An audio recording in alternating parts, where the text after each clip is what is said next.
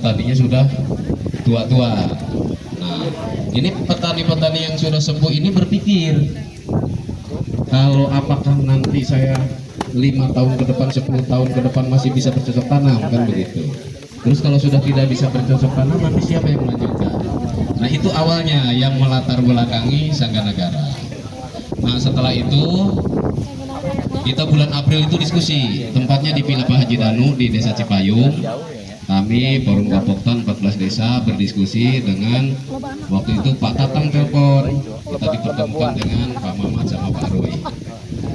Nah, termasuk Bang Andi juga hadir. Pak Mamat dan Pak Roy itu menamakan diri saya ini sebagai pecinta petani, walaupun kami tidak bertani, tapi kami makan setiap hari itu hasil dari petani, katanya begitu. Nah, tentu kami petani merasa bangga dibegitukan tuh. Apalagi dikasih duit kan Pak Supaya, baru dibegitukan kita merasa bangga, merasa ada yang mengakui kan begitu. Nah, akhirnya disitulah kita mencetuskan istilah Sangga Negara. Nah, Sangga Negara itu akhirnya udah nanti kita buatkan lagunya nih, Sangga Negara untuk petani. Makanya di lagu tadi yang di awal diputar berulang-ulang itu ada kru Sangga Negara, Mufti Tani Sangga Negara, salah satunya itu. Dan yang lain-lain sebetulnya itu isinya doa-doa bagus diungkapkan dalam bentuk lagu, itu untuk kebaikan khususnya masyarakat Kecamatan Padarincang. Karena Padarincang ini kata guru saya Pak Atun, Padarincang ini lebat sawit nih kan begitu ya. Jadi cekungan daerah kita itu yang memang punya air yang berlimpah, sehingga nanam apapun kita aman, mau musim kemarau pun aman, karena ketersediaannya juga aman, ketersediaan airnya. Sehingga di Padarincang tidak ada dikenal panen raya ataupun tanam serempak. Jadi hari ini ada yang tanam, hari ini ada yang panen, itu di Padarincang. Awalnya saya diminta kegiatan oleh kementerian itu, kegiatan panen raya. Saya berbulan-bulan nyari ke 14 desa cari informasi, panen raya tidak ada. Karena di situ ada yang panen, di situ ada yang tanam, Bang Andi. Nah, akhirnya kita berpikir, kumpul lagi tuh. Ya udah, berarti keunikan di Padarincang ini kita jadikan sebagai keunggulan di kita. Kita ngobrol dengan Pak Paru BPP, Pak Hanif. Jadi ya udah, berarti Padarincang itu keunggulannya itu, keunikannya. Ada yang tanam, ada yang panen di hari yang sama.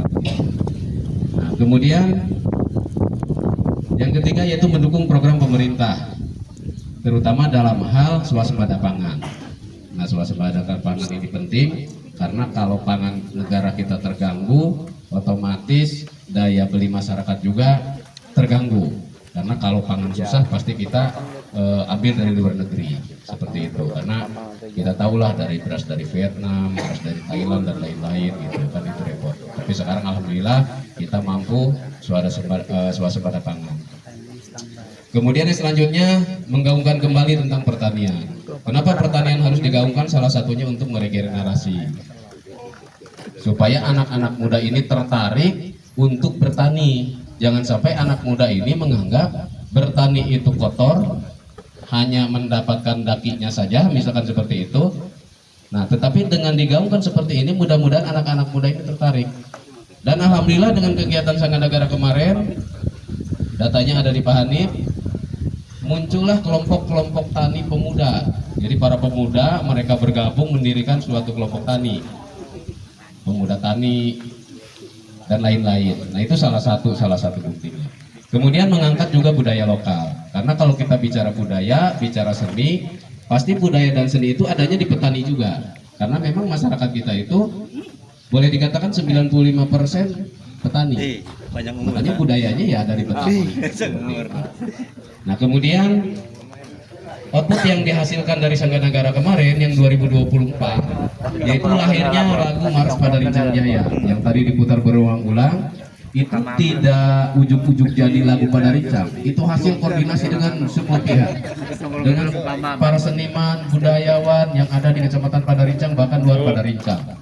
Ini cocok tidak seperti ini, cocok tidak seperti ini. Akhirnya lahirlah lagu Padarincang Jaya di situ. Semuanya terangkum di situ. Kemudian lahir juga tarian kolosal Bias Mawur, yang tariannya sederhana tapi gampang diikuti, diiringi dengan lagu Mars Padarincang Jaya. Dan kemarin kita semua bisa menyaksikan iring-iringan penari, 1000 penari, bahkan 1300 penari itu menari melenggok-lenggok menggunakan berpakaian merah putih. Oh, pink. Malu Betawi.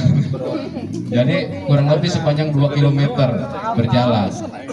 Dan saya lihat ibu-ibu penari tidak ada yang pingsan. Kenapa? Karena semangatnya yang menggelora. Itu semangat kemerdekaan waktu itu. Nah kemudian pengangkatnya budaya lokal Kuda Kepang di Desa Kadukempong. Jadi budaya lokal Desa Kadukempong, Pak Emin salah satunya, mungkin Pak Emin sudah berapa kali dipanggil manggung ke Taman Mini, ke Anyer, ke Palembang, bahkan sekarang kabarnya sedang didaftarkan di UNESCO untuk Kuda Kepang. Nah itu hasil daripada sangat. Nah tahun